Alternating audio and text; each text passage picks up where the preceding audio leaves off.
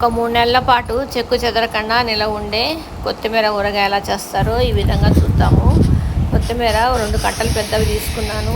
వాటిని శుభ్రంగా కడుక్కుని తడి లేకుండా ఒక బట్ట మీద రాత్రంతా ఆరబెట్టుకోవాలి.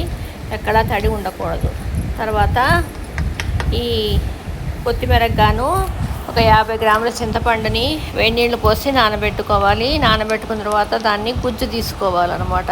గుజ్జు తీసుకుని ఆ గుజ్జుని కొంచెము ఉడకబెట్టుకోవాలి.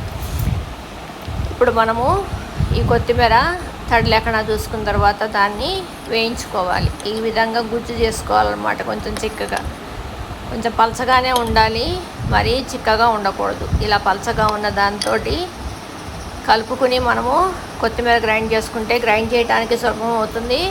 పైపెచ్చు ఊరగాయ కూడా కొంచెము పలచగా ఉంటుంది, లేదంటే పొడి పొడిలాడిపోయినట్టు ఉంటుందన్నమాట.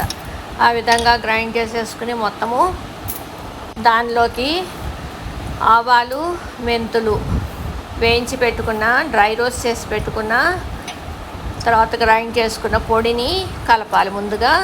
తర్వాత దీనికి సరిపడా ఉప్పు, కారం, ఒక చెంచాడు పసుపు వేసుకోవటమే. ఇవన్నీ వేసుకున్న తర్వాత పైకి కిందకి కలుపుకున్న తర్వాత దీంట్లోకి పోపు పెట్టుకోవాలి.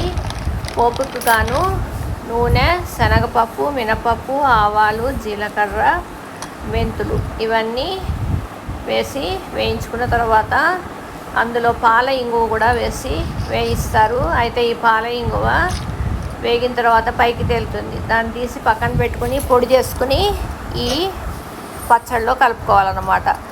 తర్వాత కరివేపాకు, ఎండు మిరపకాయలు ఇవన్నీ వేయించుకోవాలి. అన్నీ 2 స్పూన్స్ తీసుకోవాలి.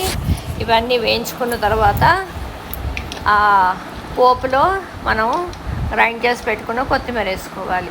ఇదంతా వేసేసుకుని తర్వాత ఈ ఇంగువ కూడా వేసేసుకున్న తర్వాత పైకి కింద కలుపుకుని మనము కొంచెం ఏమైనా తడి ఉంటుందేమో అనుమానం ఉంటే ఒక్కసారి మళ్ళీ స్టవ్ మీద పెట్టి వేడి చేసుకోవచ్చు.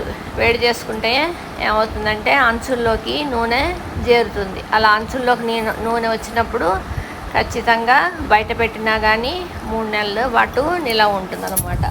ఫ్రిడ్జ్లో పెట్టుకుంటే ఈ విధంగా ఇంకా వేడి చేసుకోకుండా ఇలాగే పెట్టేసేసుకుంటే 3 నెలలు కాదు కదా, సంవత్సరం కూడా ఈజీగా నిలవ ఉంటుంది.